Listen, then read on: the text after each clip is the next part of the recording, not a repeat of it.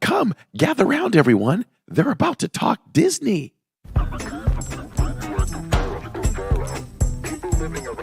I am still so confused as to whether I'm going to eat at Connections or Creations. So the only way I can keep them straight is I have to think, okay, well, my mouth connects to my stomach, so I guess that's Connections.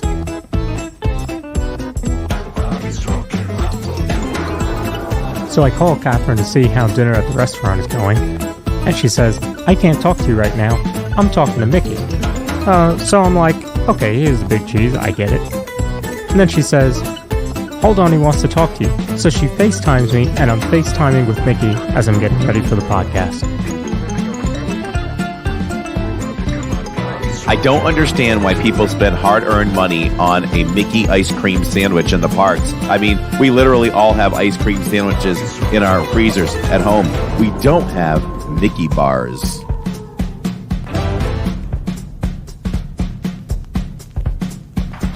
From the mind and creator of the Disney YouTube channel Living in Diz comes a whole new... You are now listening to a member of the Disney Podcast family. Head over to Disney Podcast Family on Instagram to see all the latest posts for this show and links to other great Disney podcasts.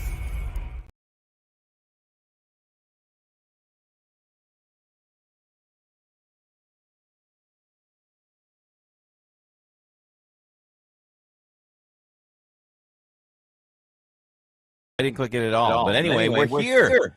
Welcome everyone to Hollywood Studios. I am Corey, your host for this live stream tonight. And we are going to start this stream off by walking down Hollywood Boulevard. And we are going to hit the final show of the night for Lights, Motor, Action. It's going to be crazy. And just to see, the jet skis and the guys falling, all the stunts and the jumping of the cars, it's going to be amazing. Excited to live stream this once again for all of you, as we do every time we visit Hollywood Studios. And then we're going to hit the final backlot tour. We get to go through the queue and see all the great memorabilia from like the Rocketeer and just some classic Disney movies, Roger Rabbit, all that great stuff, as long as people don't move me in line too quickly, because that is the problem with that queue. It's like when you are in that queue, sometimes the line moves too fast and you can't look and appreciate all of the wonderful movie memorabilia. So we'll try to do that, go a little slower for you. Maybe we'll let some people pass by us, and then we will board the final train. Maybe in the evening, we'll see, and do the backlot tour.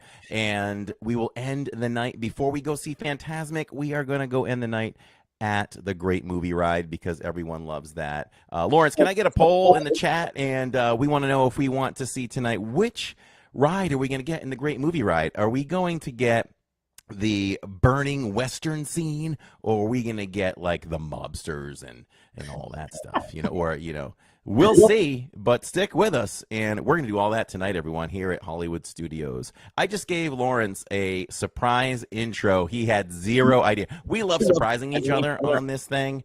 And you know what? I wanted to take y'all back in time, because if I was live streaming 20 years ago or whatever it was, that would be how I would open up the stream. As the intro was playing, I literally thought of this. Professional. No. So, that was pretty cool. I hope y'all enjoyed that. They were probably like, huh? What? But I could just picture myself walking down Hollywood Boulevard, and I was just trying to think of things that, that would be in the past. Can you imagine? Back then, live streaming decades ago. Yeah.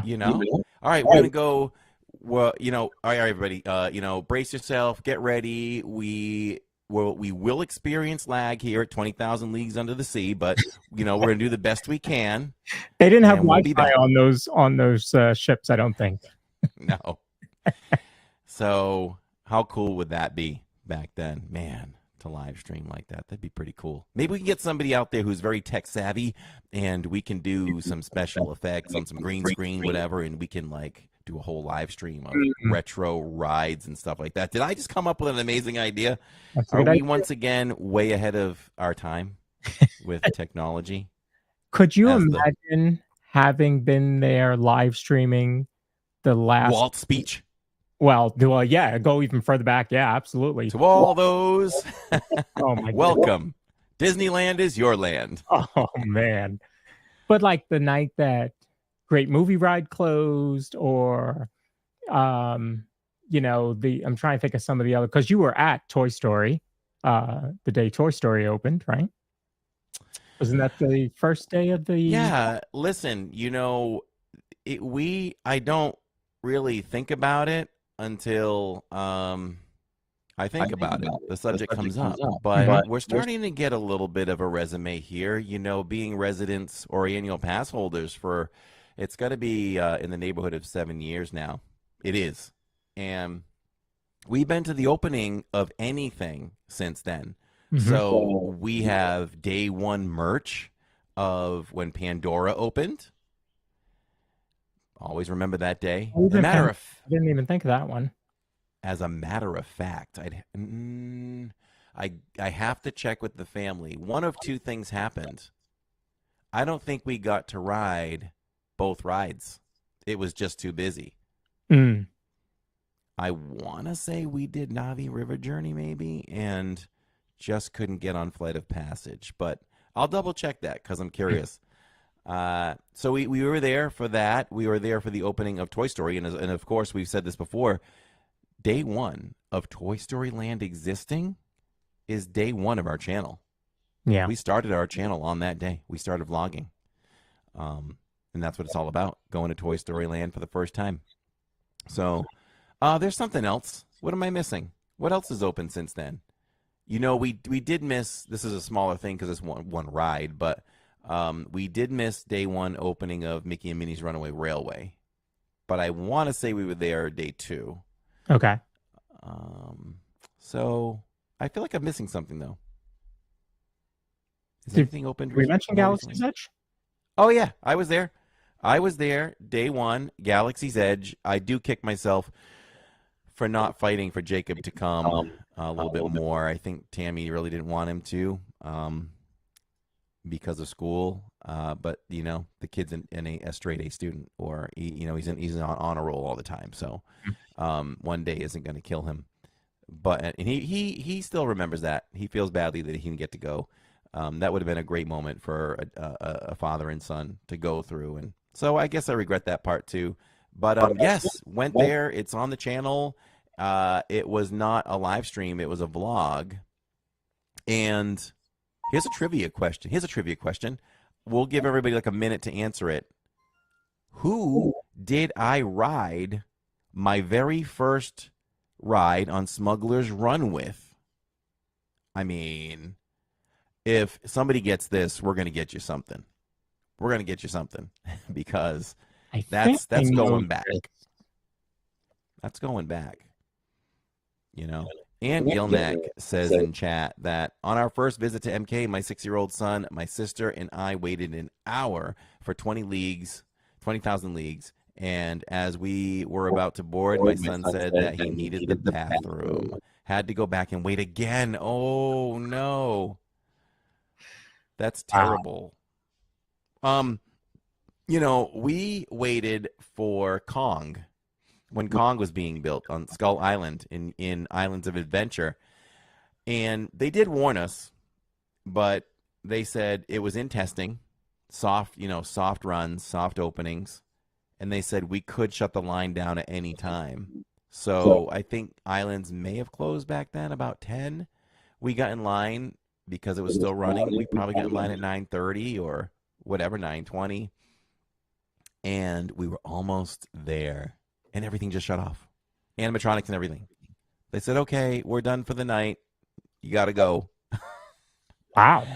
Yeah. So I think we waited a good close to an hour, 45 minutes, and we're told, yeah, we're done. I mean, if you're doing that, you really should cut the line off. at some point and let everybody go through it. Yeah. Right. Like they do now with Hagrid's. Yeah. Corey, I went to Hollywood Studios when I was 11 years old, says Shannon. Every single time, let's wait for it to come up.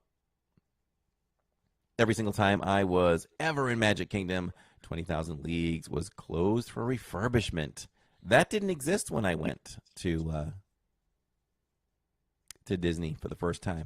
Hello, everyone in chat. I see you saying hello. Welcome to the pod, the DIZ Pod. We do the DIZ Pod live because we do it for you.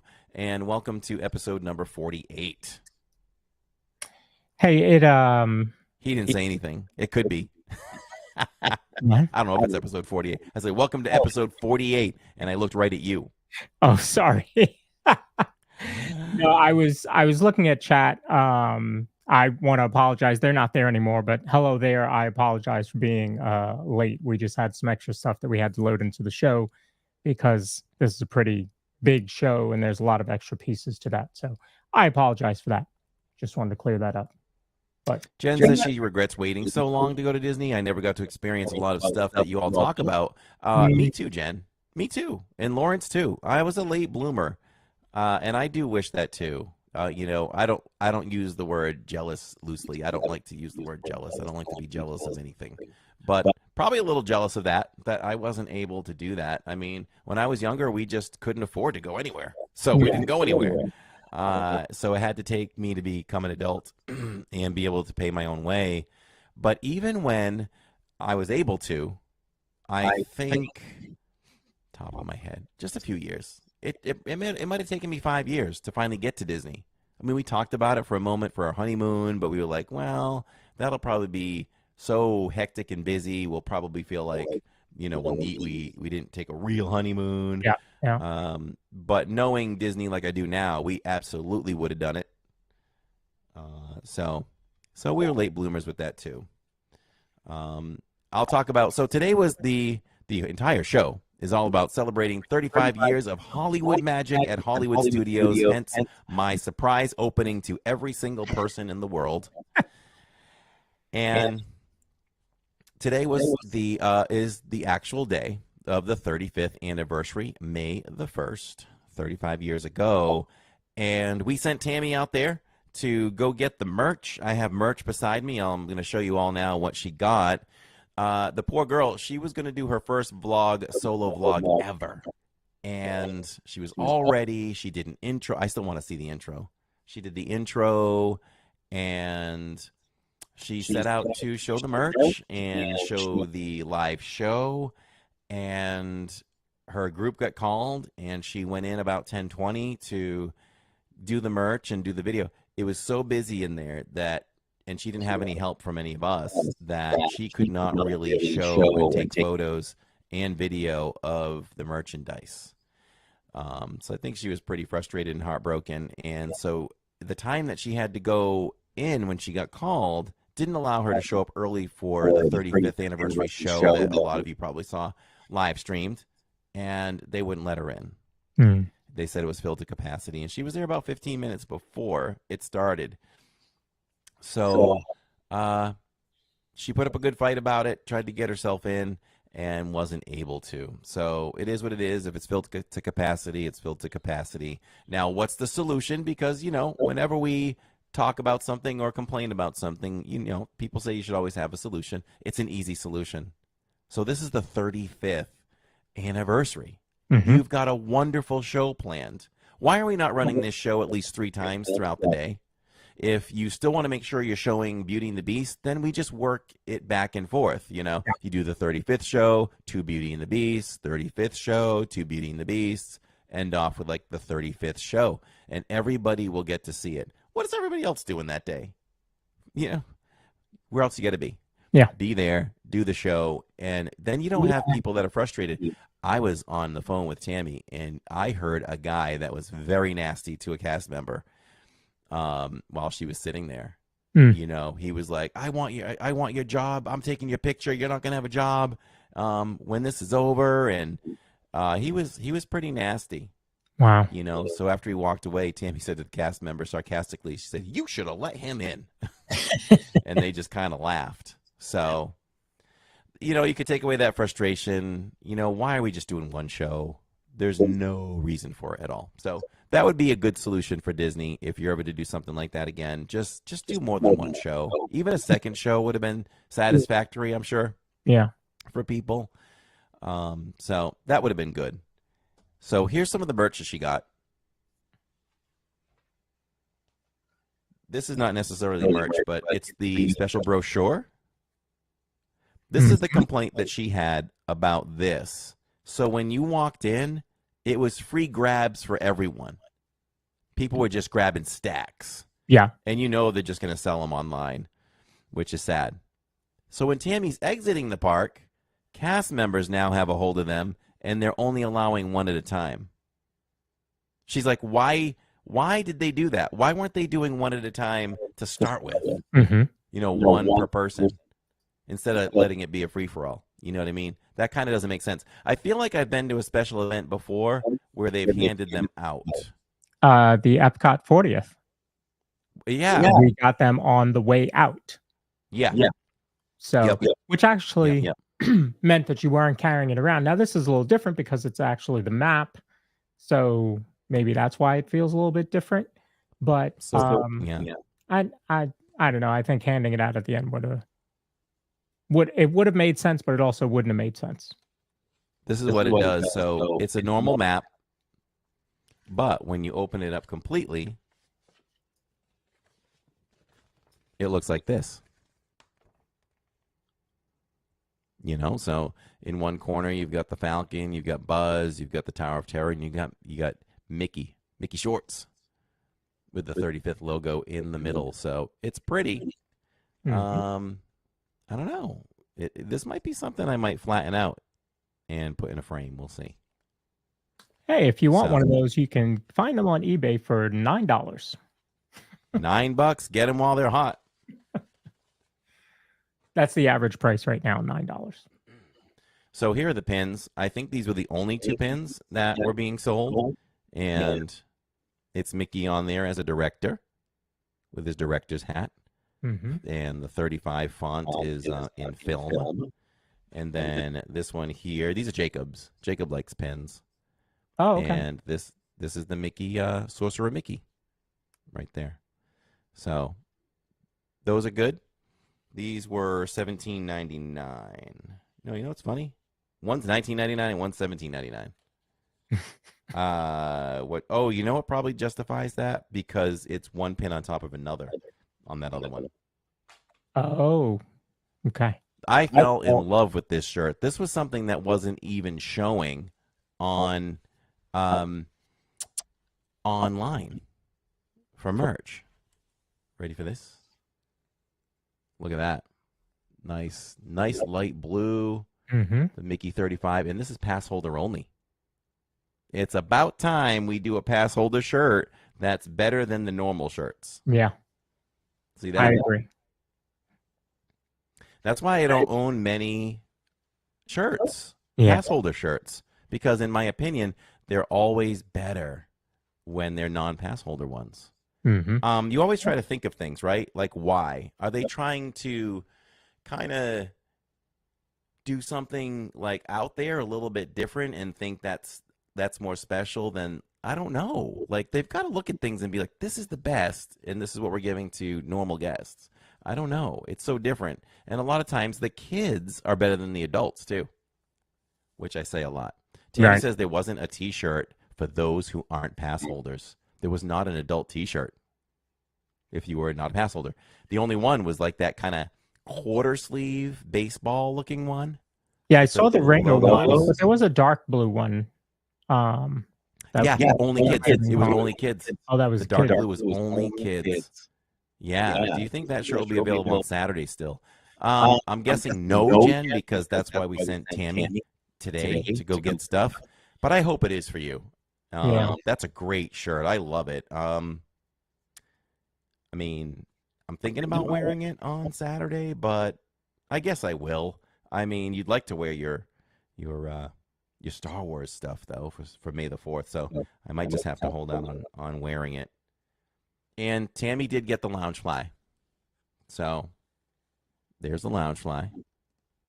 Really I did cool. like that one. I like the color, the gold with the deep blue. Yes, very well done with the deep blue and the gold, right? Yeah. The pattern just continues on the back. And this was only $78. So not bad for a Loungefly. We figured, why so cheap? They probably want to make sure they move them. There's probably plenty. There were a to lot of sell. them, what I saw. So here it is. Tammy, when I brought this in, says, I haven't even looked on the inside yet. And you all know in the parks I love to look. My batting average has got to be 450 on this, easily, if not 560. That tells you how much she wanted out of that store at that point, trying to get. I know, right? So what do you think? What do you think's inside? What does everybody think inside? I don't know. It's got all the icons on the outside and Mickey. Maybe the 35 emblem and stars. Okay. I'm going to go with, we're going to continue with, I like the 35. You didn't steal it from me. I didn't think of it. So I believe you. I think that's going to be part of it. I was going to say we'll continue with the characters in a light blue pattern, and maybe the characters are in like a lighter blue. Okay. All right. Let's reveal. You got some 35s there. Jen says 35. Oh, wow. Huh. Isn't that interesting? Okay. Spaceship Earth. Yeah, right? It's Walt. Look at this. They went Mickey only. Mickey only. Okay. All right. I don't agree with it. I wouldn't have designed it that way. That's odd. Yeah. Just Mickey. It's very odd. And it's not even like character. It's not even like Mickey Short's character Mickey, right? Or is it? I can't see it well. It kind of is. I think it's close to that version. So there we go. It's your standard Loungefly too. I say standard because, when you get that size pocket in the front and you get the two sides there, the zipper's gold.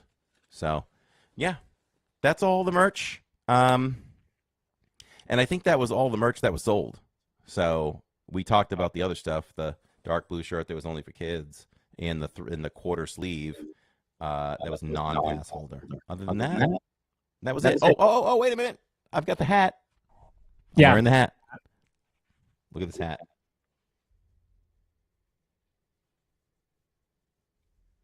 So I really like the hat. So had to get the hat for sure. And I'll be getting the hat on May the 4th. So I like hats. I got to cover the dome, so I have to buy hats. Aaron texted me and said that he just bought a map on eBay because he couldn't get there today. Well, how about that? Wow. Oh, I see that he just put that in. Yeah. Chat. Do you see that comment there? Did you show the pins? They had 2 pins. Yes, I did. Yep. So the pins are right here, and then we'll kick off, we'll get more into the show, starting with what Lawrence had planned. So they're the 2 pins. We did get them. So Catherine says you could wear that shirt and maybe you'll have a new Star Wars shirt that day. Say it again? You could wear that shirt and maybe you'll have a new Star Wars shirt that day. Oh.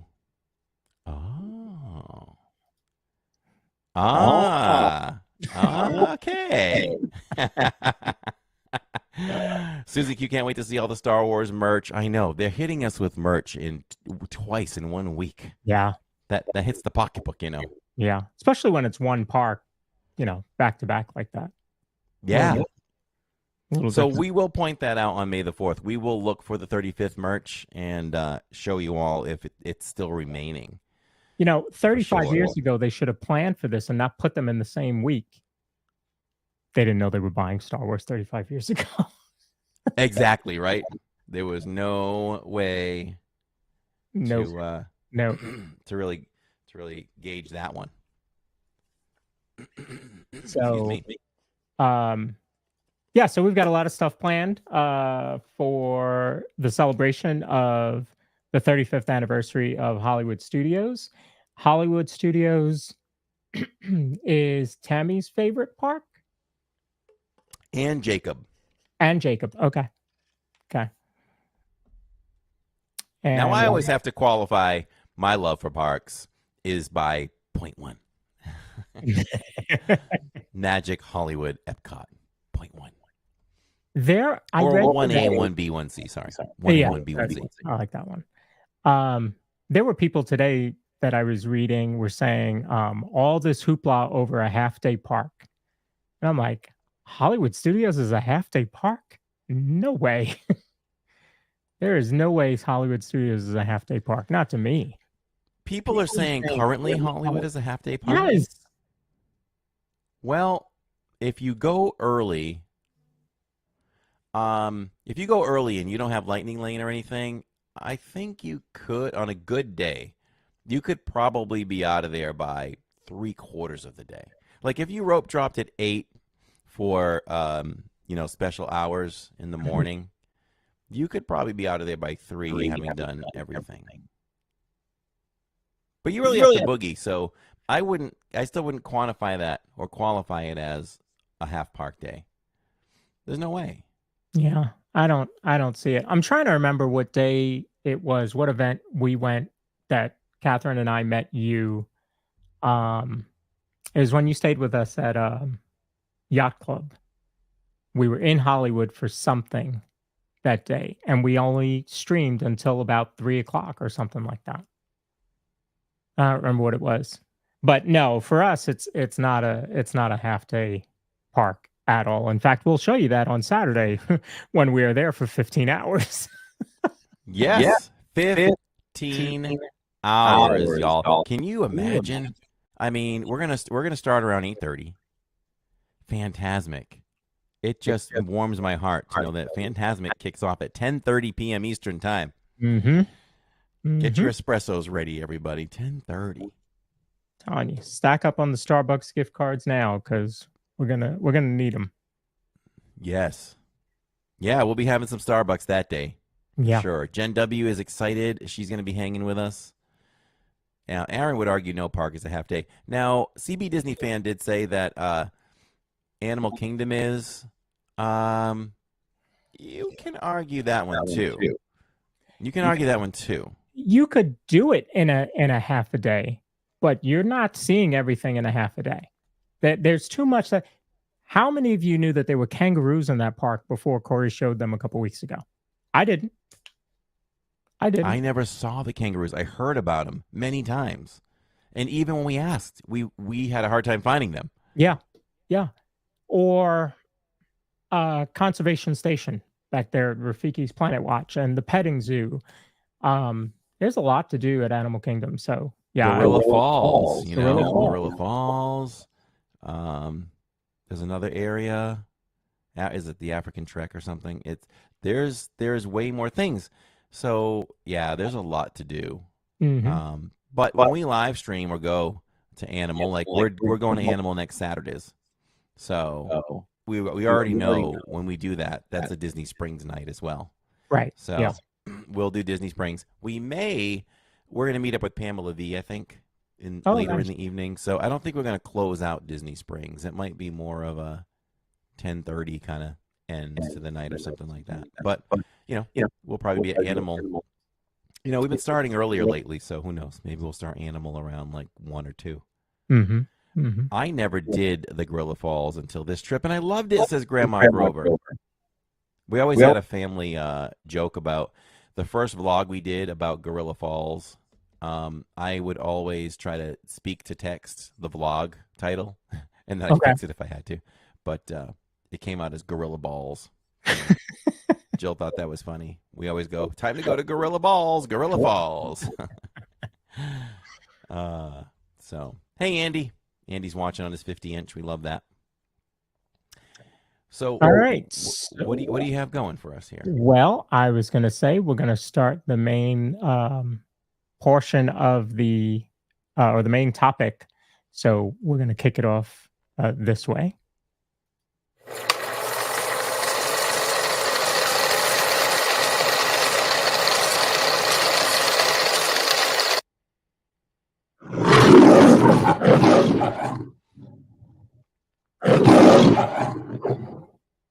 we're going to talk about MGM Studios.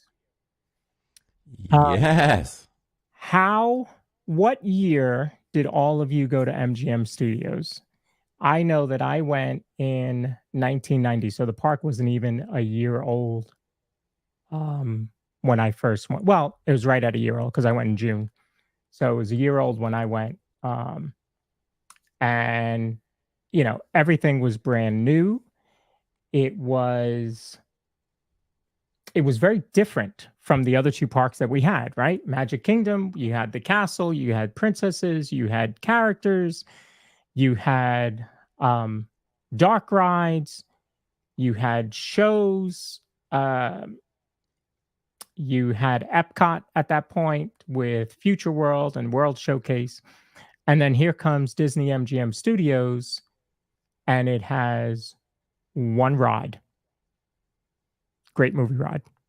That was it. That was the only ride. The only ride in the whole park. Seriously. Not the only attraction, but the only ride was a Great Movie Ride. It was very, very interesting. We have some 89s, people that went in 89. Roxanne went in 90. And AJC went in 89 as a cast member. How about that, huh? Very, very cool. So, yeah, we have quite a few things. Yeah, Tower of Terror. A lot of people don't know Tower of Terror did not open. Nanny Pooh Bear says, when did Tower of Terror come? It did not open with the park. And in fact, you'll see I'll have a map coming up. The park looked really, really different back then for sure. But I enjoyed it. You know, the Great Movie Ride, and you had the backlot tour, and the backlot tour was long. I went on the first version, which was they really should have called it the standing tour, because you stood every time you went somewhere, you were just standing. Like there were never any seats in every time you stopped to look at something backstage. Other than the tram, you weren't sitting anywhere. So it was kind of interesting. But I enjoyed it. You know, I enjoy that kind of behind the scenes tour type of experience. Is that the attraction that I went to back then? That I remember doing a little walking, and I don't know if they grabbed volunteers, but I'm remembering something where wasn't there like a submarine scene or something, and water's going everywhere, and people kind of had to act out their scene. Was that part of the backlot tour? Somebody will have to answer that in chat. I don't remember. I do remember the Golden Girls house. CB Disney fan says the Golden Girls house was back there. Yeah. I believe, I forget the name of the ship, but from Flight of the Navigator, that was back there. And then there were also non-Disney things back there, because technically Golden Girls was Disney because it was Touchstone. They owned Touchstone. But there were quite a few non-Disney things back there, which is why the park was Disney MGM, and you had stuff like the Great Movie Ride that had other scenes that were not Disney, like the Wizard of Oz. Yeah. And was it the older, the second version, or the first version, or was it both here where Roxanne saw people sewing? The costume department working. I feel like it was probably both. I think it was, it was probably both. I remember that. Yeah. I bought Grandma Grover sounds like backlot. Mm-hmm. Okay. Osborne Lights I never got to see. I did. We got to see him, I think, twice. Just magical. To see that many lights around you on a city street. Yeah. I'll never forget the feeling of that happening. I wish we could stream that. Mm-hmm. I should have put that in my intro. We're going to check out the Osborne Lights. There were debates about the Osborne Lights because people were speculating, well, where do you think they'll go now? And who knows if they're anywhere. But one suggestion was, well, maybe they'll do the whole World Showcase that way, but it still wouldn't. It would not even be close to the same thing. No. So it wasn't known at the time that they were going to give kids the world. When they went away, they just went away. Oh, okay. Yeah. So I don't know. I think maybe that would have softened the blow a little bit had they, said, "Well, they're going to give kids the world." But I don't know. Well, sorry, Car. I'm getting something in my ear. Getting no. A notification here. All right, pay attention to it.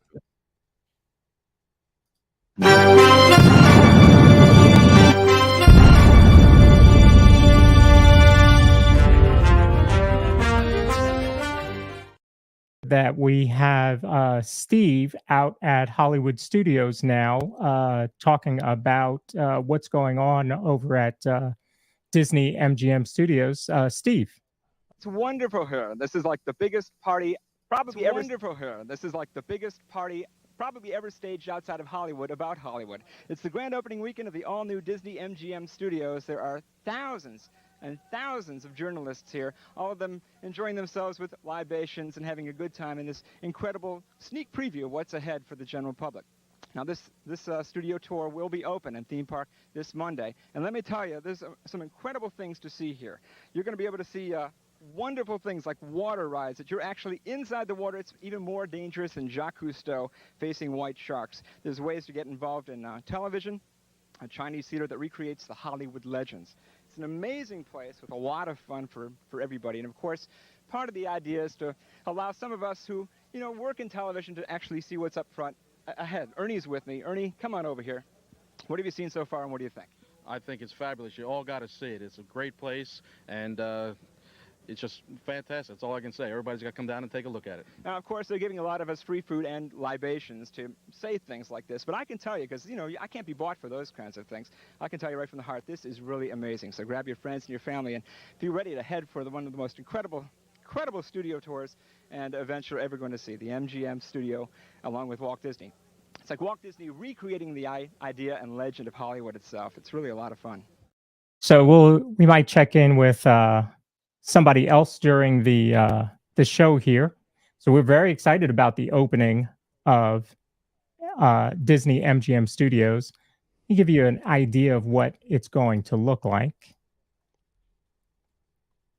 So this is what the park is going to look like when it opens.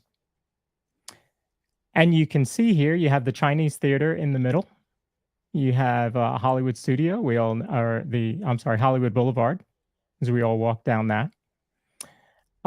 There to the back of the Chinese theater, production center, and the backlot studio tour off to the right. And then you have the backlot behind there. But wait, where's Sunset Boulevard? I don't see a Sunset Boulevard. What are you referring to?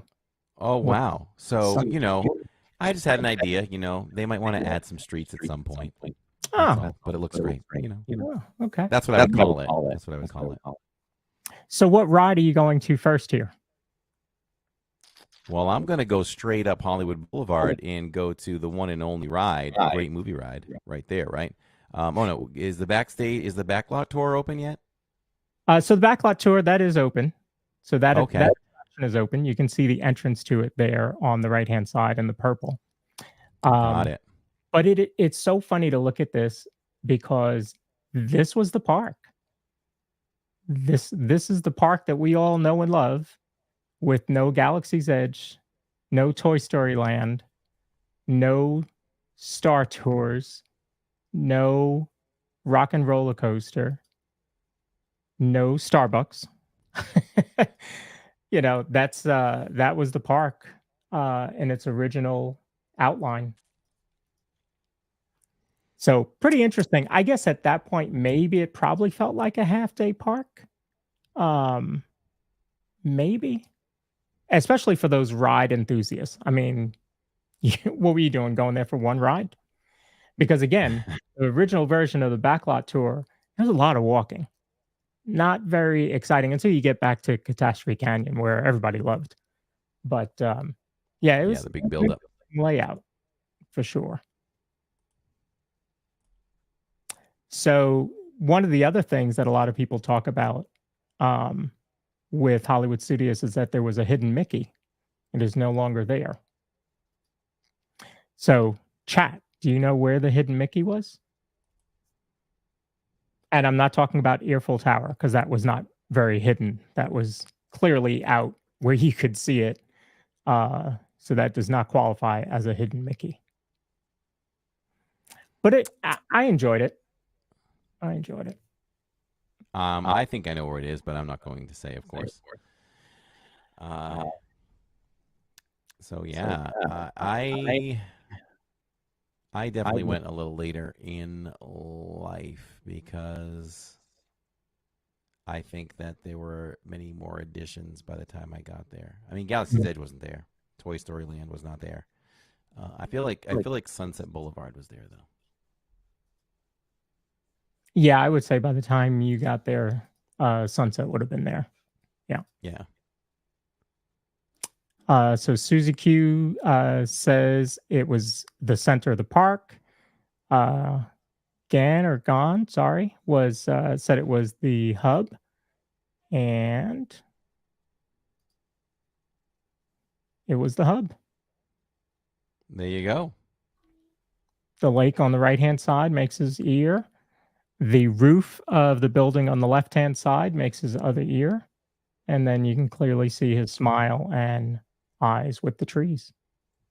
Yeah, look at that. They went all out. It wasn't just like 3 circles. It was eyes and everything. Yeah. I was pretty clear there. So, do you know when Indiana Jones started? That's what CB Disney fan wants to know. I want to say it was probably one of the first changes, I want to say. Okay. I have to bring AJC Magic TV says that Sunset Boulevard was added in 1993 to 1994. I was going to say that. Yep. I was going to say it was early 90s. It wasn't far behind. And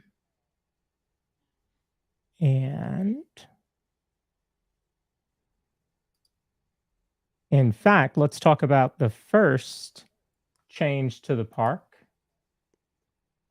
The Muppets have arrived at the Disney MGM Studios theme park. Meet Kermit, Fozzie Bear, Miss Piggy, and all your Muppet favorites as they come to permanently leave their mark in this spectacular world of glitz and glamour. Hey, everybody, it's time to do the show. Sorry, what? Here come the Muppets, only at the Disney MGM Studios theme park. MGM Studios theme park. So that was not Muppet Vision 3D. That was Here Come the Muppets, which was a stage show. So Muppet Vision 3D was not even there yet, and that was in 1990 when the Muppets showed up. How crazy is that? I'm just learning that now. I didn't know there was a stage show. Mm-hmm. Yeah, I didn't remember that one, but there's so many things that were different about that park. Teenage Mutant Ninja Turtles were there. Yeah. Now could you even imagine something non-Disney being in that park? It's Disney Hollywood Studios now, but back then it was all about movies and TV, so they were able to get a lot of other licensing added to the park. So it was kind of interesting back then. The show opened in August. Thank you. So it wasn't. Was that 3 months, 4 months? 3 months. So Neil said he's hanging out with Tracy R and Mom. Yes. Very nice. Very nice. So the next map that I want to bring up shows some of the first changes. And it's going to be a little harder to see on screen because now this map is much bigger. And so now you see the big entrance there as you come in towards the kind of top of the map. And then as you make that right, there you have Sunset Boulevard. And you can go all the way down and you see Rock and Roller Coaster, Tower of Terror, and you even have the amphitheater back there for Phantasmic. And I think this park adding a nighttime show was really good. Now it did have the one at the Chinese theater, but I think adding Phantasmic was huge. And think about how long that show has been running now. It's been a very, very long time now. And they just continue to get better and better. So it's it's my favorite nighttime show. I love the feeling of Luminous, but as far as everything that comes with Phantasmic, to me that's the stage show. In this map, though, you can actually see right in the middle of the map the what was a point of contention sometimes, the Sorcerer's Hat. Some people didn't like it. People love it. Some people, that was the time that they knew of Hollywood Studios or MGM Studios. So it was what they knew. So it was what they loved. So having it taken away, they were upset. Whereas those of us that knew it before that were like, I can't see the Chinese theater. Where did the Chinese theater go? So, yeah. Jill cried when the last time she knew she would see the hat. She cried. Wow.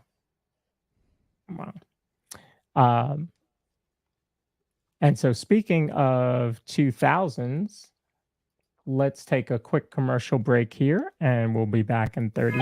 At the Disney MGM Studios, your day can take any direction.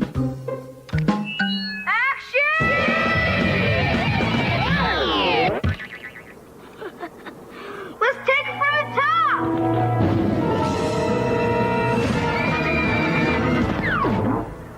That was hot! Now give me all you got! The Disney MGM Studios, where showbiz is. Where showbiz is. So it's funny because that commercial to me is all Sunset Boulevard, because they showed Rock and Roller Coaster, Tower of Terror, and Phantasmic. So yeah, good catch. It was probably like right after that expansion where they were pushing that section of the park, because really, I mean, that's a huge thrill ride, section. You got Tower of Terror and you got Rock and Roller Coaster, which were two of the biggest thrill rides in, all four parks, or three parks at that point. So they were certainly pushing that. So it was kind of interesting. I also, if you look when the kids, when he falls, the kids' ears, the Mickey ears flop over, I get Oswald vibes from that. I don't know if they did that on purpose or not, but yeah, I got Oswald vibes. So, little ode to Oswald. That's what I'm thinking. They always do everything on purpose, right? So it could have. Oh yeah, I always give them credit for everything. Nothing is by accident. Right. Oh, Susie Q says she noticed the Oswald ears too. Yeah, I think that's what it was. So, of the rides that are gone from there, the only one. The one you miss, obviously, we know is the Great Movie Ride. But were there others that are gone now? I mean, well, you did the backlot tour. Lights, Motor, Action's gone. Okay, Lights, Motor, Action. Okay. What about the streets? Which were, I guess, at that point when you went, they were probably called the Streets of America. Yes. Are you talking about like the cast members that would do some shows on the street? Oh, well, that too. Yeah. And people were saying today that they were kind of hoping that for the anniversary that they might have them come and greet you when they come in. And I was like, well, that would have been pretty cool, but didn't happen. Yeah. Yeah, these little touches, that would have been awesome. Yeah. Yeah. Still say if they really want to surprise us, you could have the March of the First Order on Saturday. But I don't. Before we end this thing, we can talk about how we can make May the 4th even better than it is. Oh, good. That'll be a preview for next week. I like it.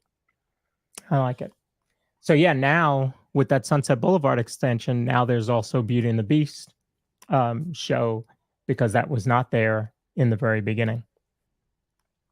So very very interesting to have seen the evolution of this park and to see what it is now.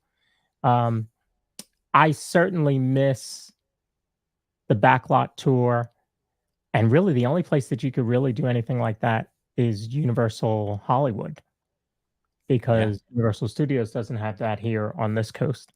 So that's really the only place you can do anything like that. So. How cool and nostalgic would that be if Disney figured out a way with space over there to bring back Backlot Tour 2.0?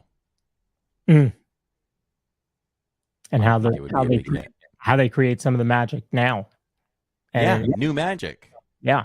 Some of the stuff that you see in movies now, I mean, back then we would have seen green screen or chroma key as they called it, and how they created some of the sounds, right?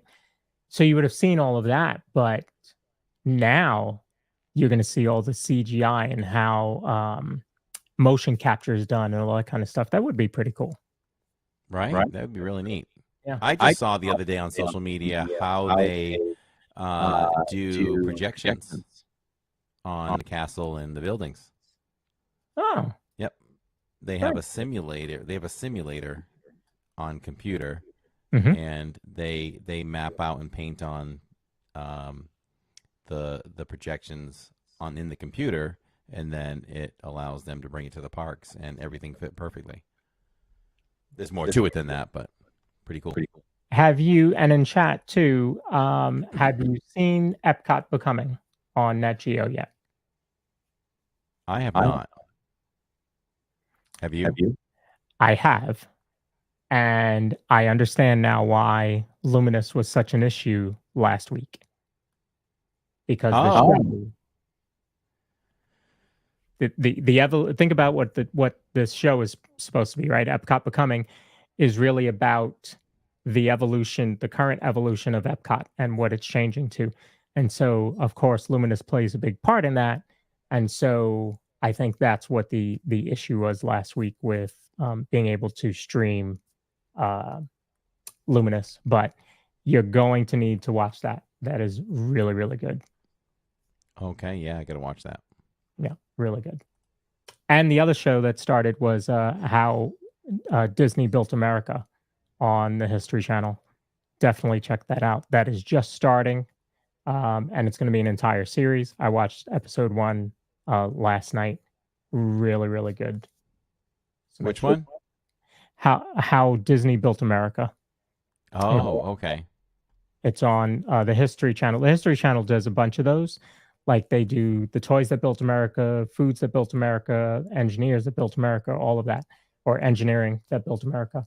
So all those series I love and I watch them. But when I heard they were doing a Disney one, and I thought it was just going to be one episode, it's an entire series. I was on board for that for sure. So, yeah. So finally, to wrap up our talk about Hollywood Studios and Disney MGM Studios and what has now evolved into Hollywood Studios, we'll run a final ad for you here.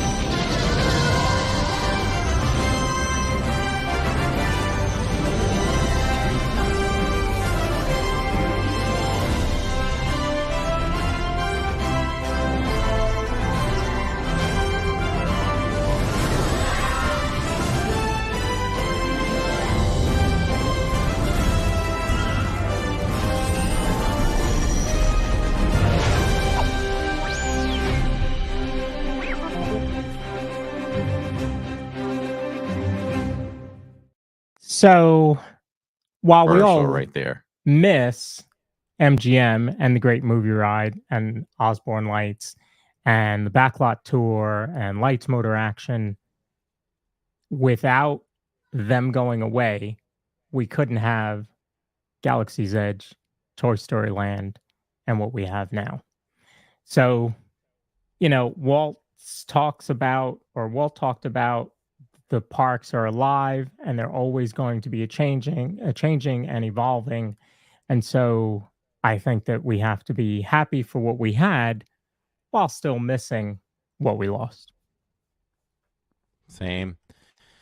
There's some really, it's good to compare and contrast, right? It's like, look what you had before and look what you have now. It's better in a lot of ways, and it's mind blowing what we have now. To have a Galaxy's Edge and feel like you can fly a ship, being this whole adventure that is Rise of the Resistance, shrink down to the size of a toy and be able to play in Toy Story Land. These things are really great things. Yeah. Change is good. And I did a podcast over a year ago on how we have to embrace the change. We're traditionalists. We hate to see things go, but we couldn't experience more things without change. Right. So running it back to who did I ride Smuggler's Run with on opening day at Hollywood Studios, I actually rode it with Josh and Jenna from Resort TV 1. You know him now as PC Dev, but Prince Charming Dev, who has a great channel too. And I also rode it with Corey from Corey Meets World. So that was our crew. Oh, and Pete McDevitt. Wow. McDevitt, yeah, and his son. Wow. Yeah, so an all-star crew. It was good. It was fun. I think Jenna and I were stuck back in engineering. If you go back and look at the opening day vlog, I actually had a bad review of Smuggler's Run. Really? Why? I did. I felt like first of all, you were in engineering, so that was exactly, and that is why I was like, I don't know what this was. It's a little disappointing. I'm having to look at the wall and hit certain buttons to repair this ship, and I can't see what's going on up front as much. I'm missing things. Right. So I was like, I'm a little underwhelmed at this, but I do redeem the ride and myself later in the vlog because I did ride it a second time, and I got to fly it, and I was like, whoa, okay. Whoa! I just flew the Falcon. So I love it. It's a kid's dream come true. I tease my mom even to this day that we all have a toy that we never got when we were younger for Christmas, and I never got the large Falcon that you could fit your action figures in. And I say to my mom now, well, since you didn't get me the Millennium Falcon, I just turn around and fly it. Okay, I get to play in it now. Yeah, it's I want to say the first time I did, I was an engineer, I think. So you were a little underwhelmed as well? It was okay. I don't think it was like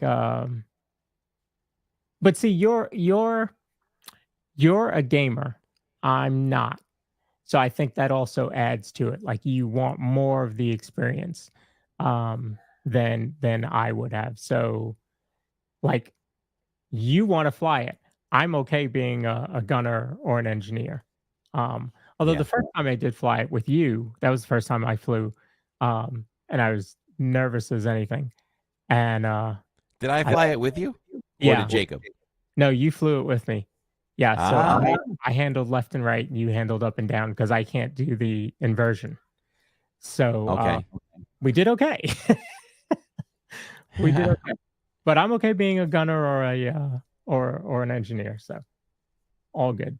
If somebody else wants Lawrence, to fly, gunner for sure. We need to fly Smuggler's Run with crew. Oh man. We need to fly with crew. So does crew then handle both left and right and up and down? I think he could do it. Oh, he could. And like his toes would repair the ship at the same time. He could do it. My mom is chiming in. I love you, Mom. Thanks for watching. And she says, go ahead, Corey. Make me feel bad again. I'm not getting it. My mom is stubborn like that, you know. Oh, that's funny. That is funny. I did a live cooking stream from my mom, private stream on FaceTime the other day, cooking on the new griddle. That was good. Yeah. So, hey, is it time to start calling for Smuggler's Run to switch it up? Maybe it's time to start thinking about switching it up. They won't, but or anytime soon. But let's get a new adventure in there. I love variation. Like, couldn't we make it in a way that we could listen? I'm sure it's more difficult than this, but can't we get a game where we can just program the movements? Because it's more like a video game. So if you can program the movements through the controller, just give us a new screen with a new mission. I think we could do that.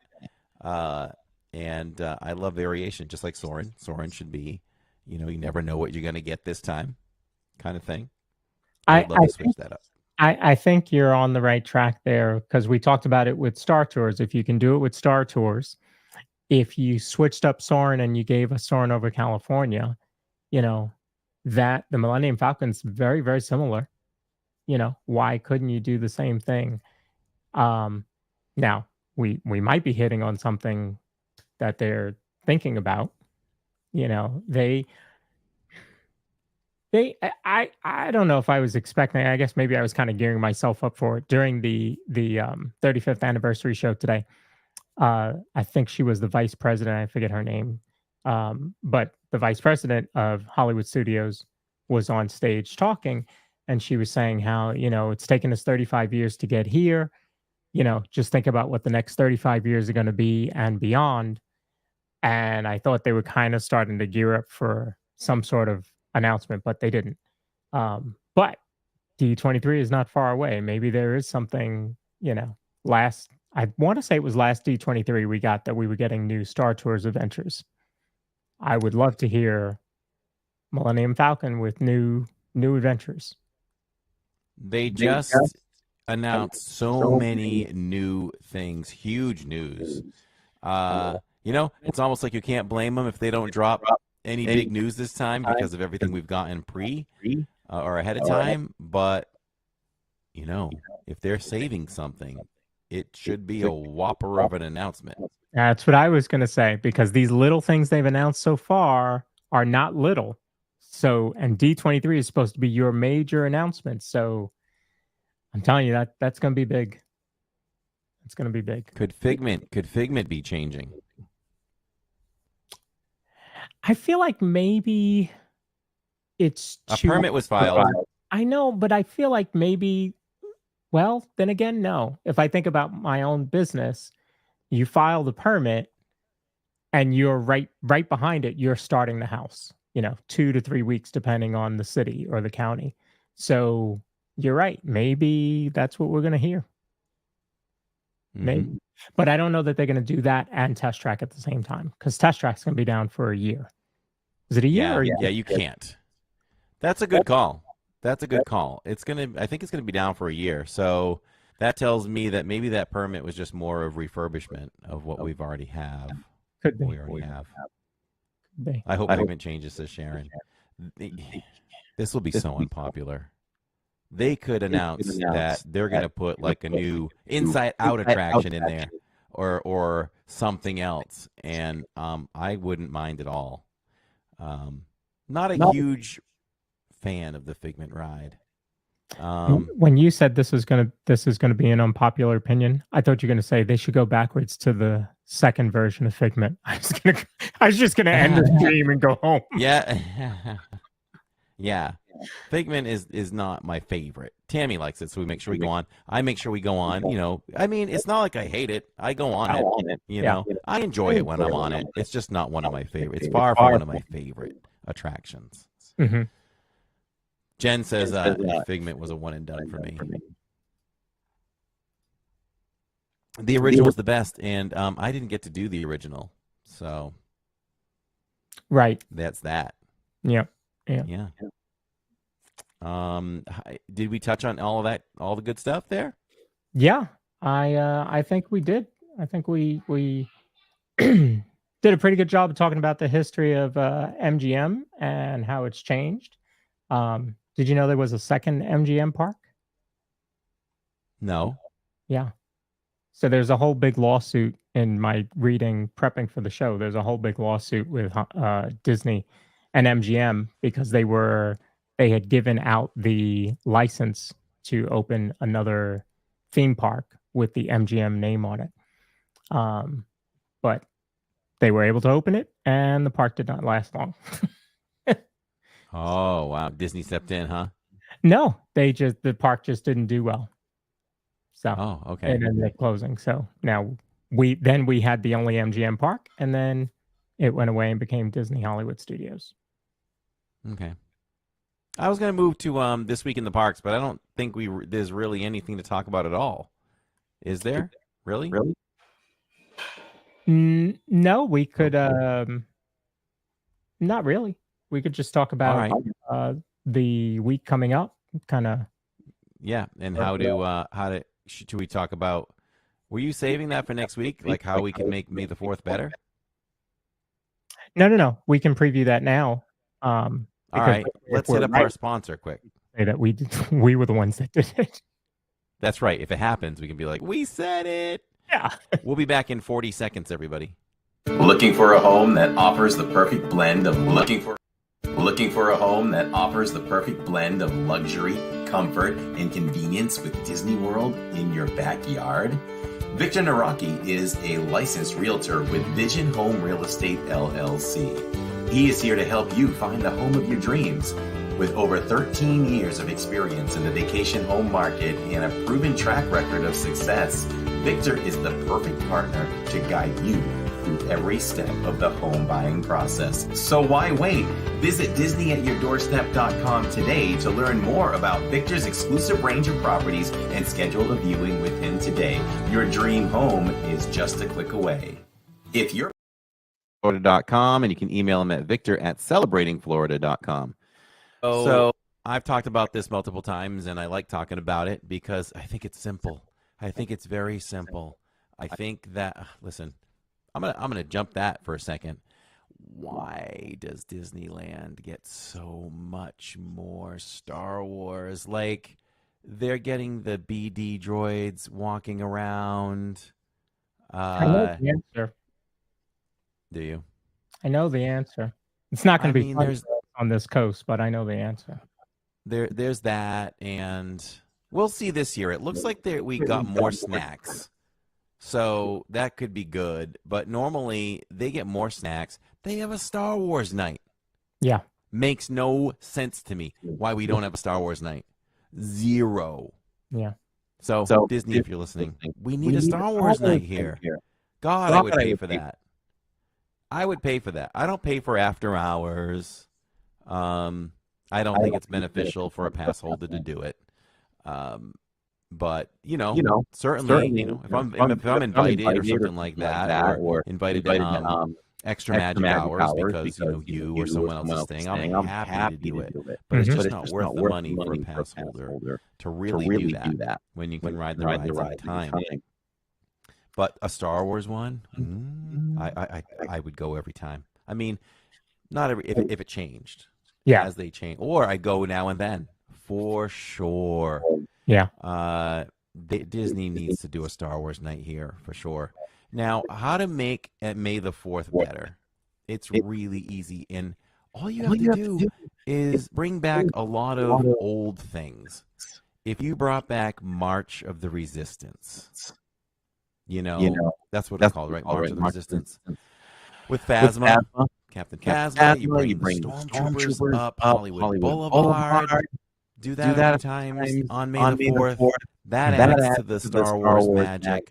Bring the stage back out.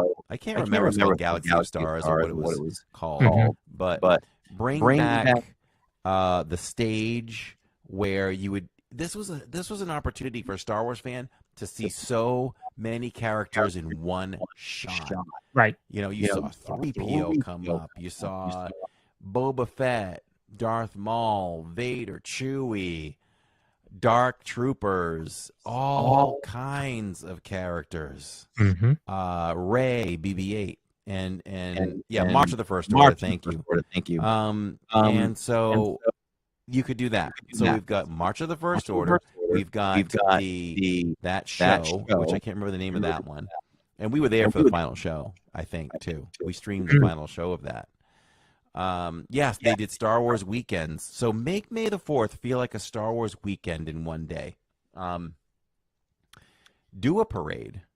I know Ashley Eckstein would love to be in a parade. You don't even have to throw that many Star Wars stars in there. Ashley would come every time. Yeah. We're buddies. I'll just text her and let her know. Ashley would come. I'm sure you could scrape up another person or two. It's Disney. You've got the money. Pay somebody. Pay a couple people to come. Sit in a car and wave to everybody. Yeah. You know, up the snack game, and I think they're doing that this year. We'll see how many snacks we find. I've been saying that. Bring back the nighttime show, the Star Wars show, on the Chinese theater. Loved that so much. So see, it's not hard to make that feel like a special day. You're bringing back things that you've done before. We brought back Jingle Bell Jingle Bam. Yep. For Hollywood Nights. So I'm pretty sure we can bring back. We should bring the Star Wars show at night permanently anyway. Yeah, Ray. Listen, you know, Leo talks about Ray Park in Darth Maul, right? So May the 4th is coming up, right? I had the opportunity to take the family to Star Wars Celebration when it came to Orlando about maybe 7 years ago. And it really was one of the best days of my life because of the people we got to meet and have conversations personally. But Ray Park plays Darth Maul. I can't believe I did this as a Star Wars fan. I really can't. So we're hungry. The day's almost over. We're off to the side. We grab hot dogs or something, and we're sitting in a chair. They had like a whole cafeteria kind of makeshift setup at the convention center. And I'm looking over, and I'm like, oh, who's on stage? Oh, it's Ray Park who plays Darth Maul. He's like doing a lightsaber demonstration, and he's talking with the Star Wars show. Why wasn't I over there watching that? Instead, I was eating a hot dog. So I regret that a little bit, but I did see him from a distance. But you know, I don't know if I tell this part of the story much, but we went to a little after party after the Star Wars Celebration on that Saturday, and not a lot of people went. I mean, it's not like they just invited us. They invited anybody that wanted to show up, but you actually had to leave the convention center and go to a specific hotel, and they had like a bar rented out or whatever in a whole area. So you know, Jacob sat with the creator of the actual BB-8 used in the movie, and he was just sitting down talking to people who had been working on Force Awakens and things like that. The producer of the Star Wars show came over to me after spending time with us, and he said, "Do you mind if I send you some gifts from Lucasfilm?" And I was like, no. He's like, "You're the most incredible family that we've ever met on the road, and you're so interesting." He said, "I would like to send you guys some boxes." I'm like, "Sure." So I gave him my address. He said, "When we get back to Hollywood, I'll send you some things." And they sent 2 huge boxes. It was like Christmas. We got action figures, like shirts, hoodies, remote control BB-8. They sent all kinds of awesome Star Wars stuff. I was blown away. It was so cool. I mean, and it literally said Lucasfilm on the box. So that was pretty cool. That's part of what made it one of the best days of our lives. And Tammy says in chat, it was so cool to hear Anthony Daniels talk. She stood in awe. Tammy and I did too, but Tammy stood in awe just listening to Anthony Daniels talk. You know, when he starts to talk and you hear C-3PO come out of that mouth, You want to look inside the mouth and say, is there a little golden droid inside of you or something? It's just amazing. Mark Hamill was there that day. He couldn't speak. He lost his voice. He had a sign up saying he couldn't speak. Oh, boy. We saw the late, great Peter Mayhew, who played Chewbacca. Tammy didn't want to leave. He was the last one meeting people, and she didn't want to leave. And we just stood and kind of watched for a bit, just to see how tall he was and just watch him interact. These are people that, in my mind, as a child, you're not supposed to ever be in the same room as them. Mm. It's just not real. You know what I mean? Right. They're too fantasy. And boom, there they were in front of you. So good times over there talking about some Star Wars. So I think that's how you could make. Do you have any ideas? Not to put you on the spot, but it's fun to do as we go back and forth. Any other ideas on how to? Does anybody in chat or Lawrence have any ideas on how to make May the 4th better than what I suggested? Am I missing something? I know. Ewoks. You need to have Ewoks in the queue. Ewoks up in the trees. That's another thing. Oh, and bring back. I'm just forgetting names tonight. Bring back the Jedi School. Okay, fight Vader and Maul. I did think about it, and I was like, I wonder if that would work. But if it's a weekend, I think that works. Because otherwise, if you're just doing that for one day, I don't think you fit enough people into that experience to make it worth it. But if you did it for a whole weekend, Star Wars weekend, the 3rd through the 5th, or something like that, and then I think it works. So yeah, bring back the Jedi School.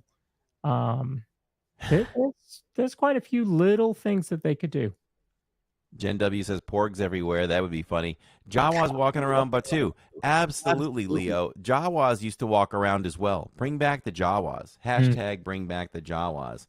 Because the kids used to trade things with them. If you brought them scrap metal, they would give you something back. Wow. It was really fascinating for me to meet Jawas because, I mean, not like Disney does anything halfway. All the characters look like they should, right? Sure. But yeah. The Jawas, these little Jawas with these black faces and the yellow eyes. It was creepy yet really cool. And they didn't really talk. Yeah. Stormtroopers on the roof of the entrance of Hollywood Studios. Yes. I would sign off on that one too. Can you imagine you're walking through the parking lot and you start to see the ticket booth there, and you see the stormtroopers up there on the top? That'd be crazy. Have Jedi hiding from cops immediately before you even get in the gate. Yes. You know what? I don't even know if you just said this. I was trying to read some things too. Maybe I'm going to say what you said. But put stormtroopers with security. Oh. How about that? They don't have to interact or anything, but they can just stand by security. Yeah. So you're already beginning your experience right there. I like it. Maybe you put some stormtroopers in the parking lot with their 2-finger hand pointing. Move along. Move along. Trading pins with Jawas would be fun, says Jen W. I like Palm Bay Jags fan as well here that says have them put a Jedi versus Sith Lord battle in Indiana Jones Theater. What if they put on a show for that day down there? Just shut down Indy and do that whole thing. That would be pretty cool. Or even the theater where Frozen is. They changed that to Nightmare Before Christmas before Jollywood Nights. Why not do it for Star Wars? Some sort of show there. Yeah, and Tammy says, how about you bring back the Jawas? Yep, that's what we just talked about. Jawas could come back. Disney Daddy says, Corey, are you going to see Phantom Menace in the theater this weekend? Yes, 7 p.m. Eastern Time, Friday night. I will be in the theater for some Phantom Menace. Here's my ode to Phantom Menace. You ready for Palpatine? Wipe them out. Overload them. Of course, you have Jar Jar too, right? Excuse me. Oh, that's pretty good. Excuse me. What time are you seeing it? 7 p.m. I will be in the air. Ah. Yep, we'll go see it then. It'll be good. I believe, I know this for a fact, this is going to be Jacob's first time seeing that in the theaters, and as a matter of fact, it may be Tammy's first time seeing it in the theater, Phantom Menace. Mm. I don't remember who I saw. I saw that with my dad. Tammy might have seen it with my dad. That was the last Star Wars movie he saw. Yeah. So I'll have to tell him my story on May the 4th again. Kind of made that a tradition. I'll talk about how Star Wars is important to me. Mm-hmm. It's the only time I ever dropped tears live on camera and had to turn the camera away, which you will see that scene in the film when it comes out this summer. That is going to be included. So I heard an update on Tiana's Bayou that they will open on June 19th. I haven't heard anything. I don't know if that's quite true yet, Crystal. That's news that hits hard. So my social media would have been bumping. Yeah, for sure. Yeah, I posted something today. So do you know the second largest search engine on the internet? The second largest. Mm-hmm. Okay, so we're going to assume that Google is the first one. I think it's too easy to say something like Bing. Boy, I don't even know.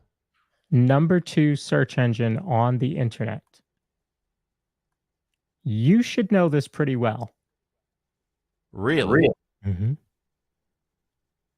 It's YouTube. Oh. Yeah. Number 2 search engine on the internet is YouTube. The number 1 search engine, I told somebody today, was the annual pass holder group on Facebook. Because everybody goes there to ask questions or post when things come out. So had that announcement been made, I probably would have heard of it by now. We got some guesses like Bing, Yahoo, DuckDuckGo. Oh, Safari. my God. Is Ask Jeeves still a thing? I looked at that recently, and I think it was still up, but it goes to somewhere else. You know what I'm just starting to go to instead of even Google sometimes? I'm starting to go to Copilot. Oh, yeah. Because it's going to search throughout the internet and give you the best compilation of an answer. Yeah. So I'm starting to go to that a little bit. Yeah. Just imagine what Crew It Up thought the same thing or said the same thing that I thought, which is right here. Let me think.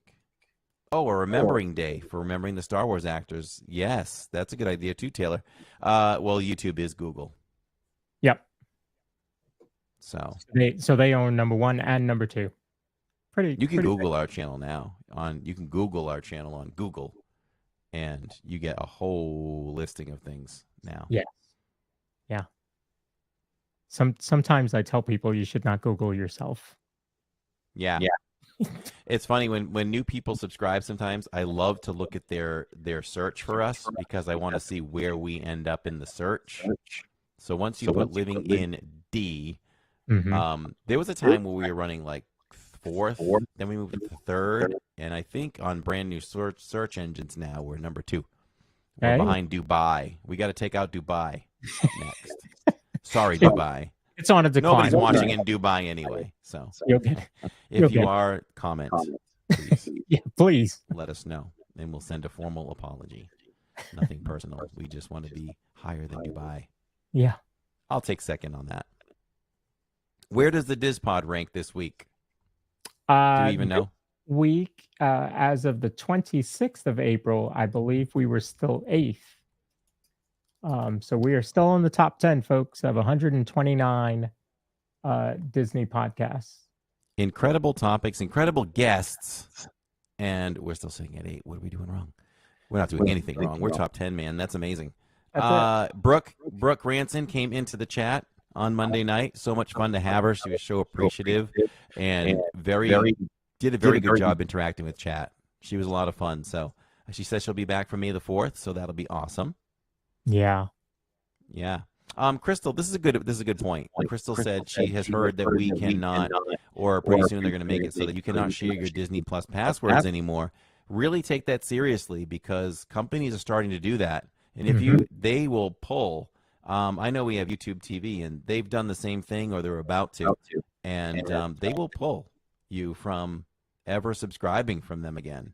So you don't want to do that. So you really can't share. So, hey, if you want the media, everybody, you got to pay for yourselves. Exactly. All right. I think we're good. You think we're good? That went fast. It always goes fast. Always. Yeah, I am good. I'm going to probably go start packing. I'm on a plane on Friday. You going somewhere? I'm going to go somewhere. I think it might have been Jennifer L. or Jen W. that said that even her local baseball stadium has a Star Wars Day, and so ours does too. They also have Harry Potter nights, which is cool. But I'm going to miss that this year because I'm going to go to Hollywood Studios. So that's a little bit better. It's a little bit better. It's a little bit better. It's a little bit better. I can get a hot dog there, right? You can. So yeah, everyone, if you are watching live or you're watching before Saturdays, May the 4th, look for us in the morning.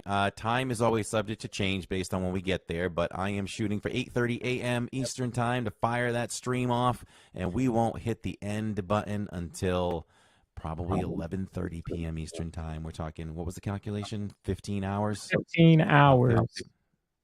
And really, straight. It's 30 hours because we're going to be vertical too. Exactly.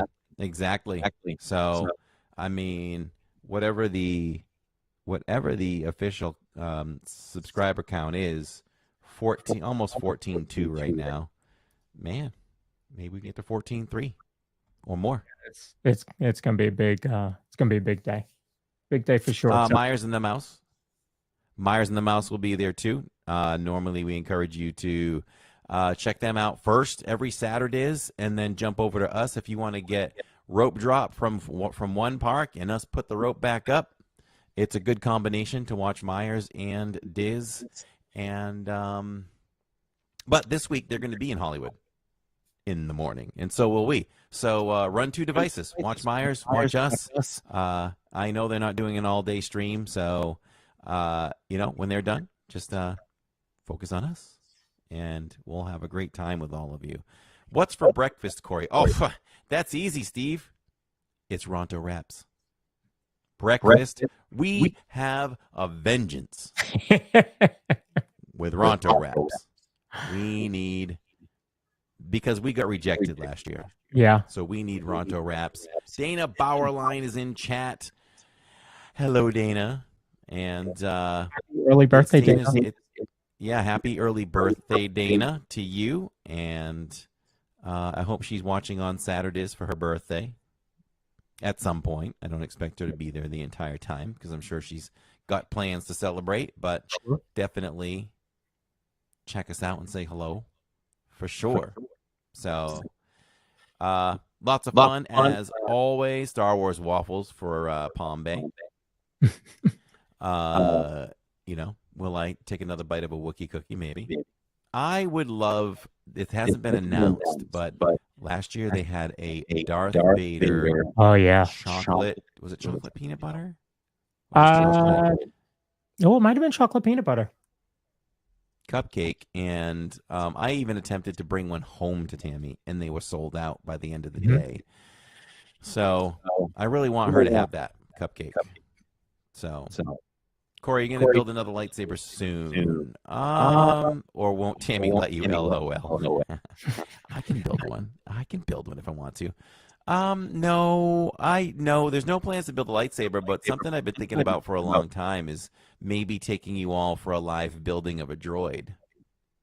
That could be something that we could do in the near future. As a matter of fact, if we weren't traveling with so many people, maybe I would arrange that for Saturdays, but we'll save that for another Saturdays where we can take you all live and experience building of a droid. We can Sounds do that. good.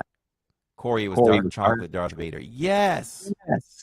Jen has a good memory. Great stream tonight, says Disney fan. We appreciate that. Love to stream the podcast. We do it live because we do it for you.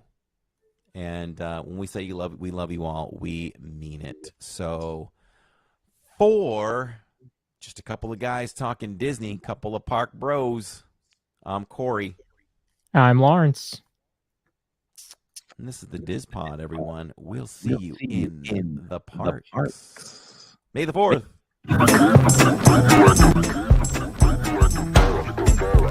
People living of any allowed to come out of hiding